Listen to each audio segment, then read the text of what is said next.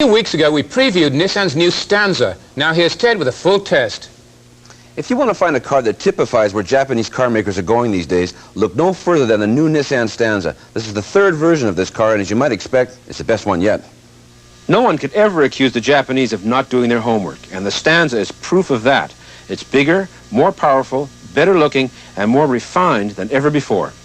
Powering the front drive Stanza is a 2.4-liter overhead camshaft four-cylinder engine that has 3 valves per cylinder and develops 138 horsepower at 5,400 RPM. This engine can also be found in the Access minivan, the 240SX sports car, and some pickup models. And certainly, it's a big improvement over the 2-liter engine found in last year's model. It revs more freely, has excellent low-speed torque, and is just a much more versatile unit in every way. 2 transmissions are offered, 5-speed manual and an electronically controlled 4-speed automatic. Our test car was equipped with a 5-speed. Fuel consumption figures for the Stanza haven't been released yet, but we found it to be good for about 8 liters per 100 kilometers or 35 miles per gallon combined rating. Where Nissan seemed to have really made some strides is in this car's drivetrain. I have to rank this 4-cylinder engine, 5-speed transmission combination right up there with the Honda Accord, and that's saying something.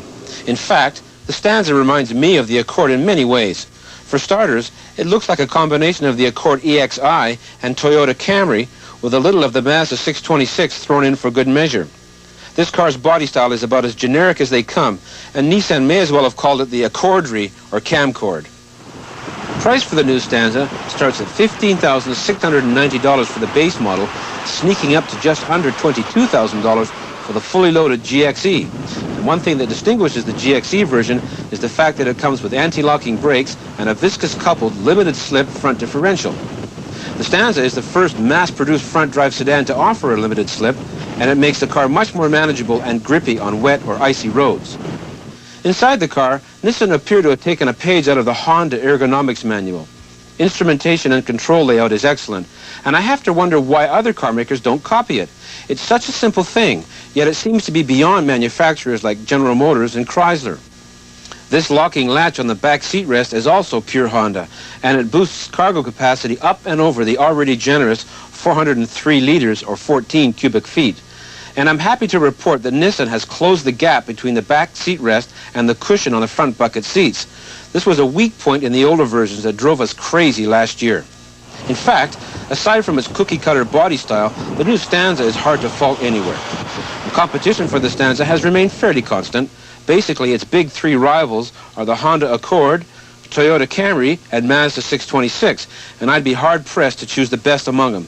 You could also throw in the Volkswagen Jetta and the new Subaru Legacy for good measure.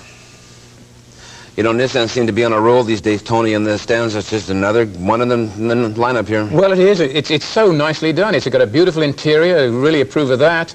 Lovely engine, nice gearbox, handles well, seating's very good. I like to compare it with the old Audi 4000, the old model that is, not the 90, and it's just like that would be if it was reincarnated, but it's much cheaper. It's a little bit of a bland car to look at, though. The Europeans, when they design four-door sedans in this range, they don't anymore, well, very few do, very rarely. When they do, they seem to come up with better styling than this one. This is kind of insipid, don't you think? Well, I tell you, I think that the Japanese are very, very unambitious when it comes to styling these sedans. They've got too much of an image of what's been achieved by Mercedes and by other manufacturers, BMW, and that 3-box sedans are the way to go, and they sort of create an image of luxury. But I don't agree. I think they should get much more ambitious. Now, having seen recently at the Tokyo Auto Show some interesting new Nissans, I think the next generation is going to be really a knockout. Yeah. Also, I have to point out that although this is a very good car in many ways, it still doesn't handle as well as its European competition. For example, the old Audi 4000, well, it would beat this thing hands down through the turns, because the Japanese still, I think they think that we want soft suspension over here, and they give us cars that are very softly sprung. And personally, I like it just to be a little harder, you know. Well, that's right, and I think that they have this attitude that used to linger for so long in other countries, that North Americans like a soft ride, and they haven't achieved the same kind of excellence in balancing the ride, and the soft ride with a firm handling car for twisty roads, like the Europeans have. Yeah, but we hasten to point out that all that aside, this is a lovely car to drive. It's very civilized, very comfortable, and just nice to get into, you know. Don't you like the way they've done the interior? I mean, that's just like some sort of Italian show car to me. There's none of the old fake stitching and chrome bits and pieces. And rounded lines smooth everywhere, very smooth, contoured. Almost, I hate to use the word, but almost sensual to look at. I mean, somebody spent some time and thought about the car, and it made it very tactile, very comfortable inside. Well, that's right. I hope these seats last. They look so nice, you know. Remember years ago, the Japanese had a reputation for bad seats. They used to sag and split and so forth. Well, you look at a pair of German seats that are 10 years old, and they never sag or split. But I think they've probably mastered that. Yeah. I also, at the risk of being redundant, have to say that I love this engine. It's a really good engine. It is a nice engine, same as the 240SX sports car, right? That's right, yeah.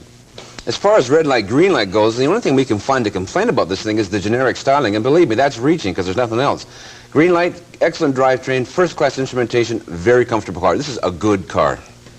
Okay, we're going to come back and we're going to look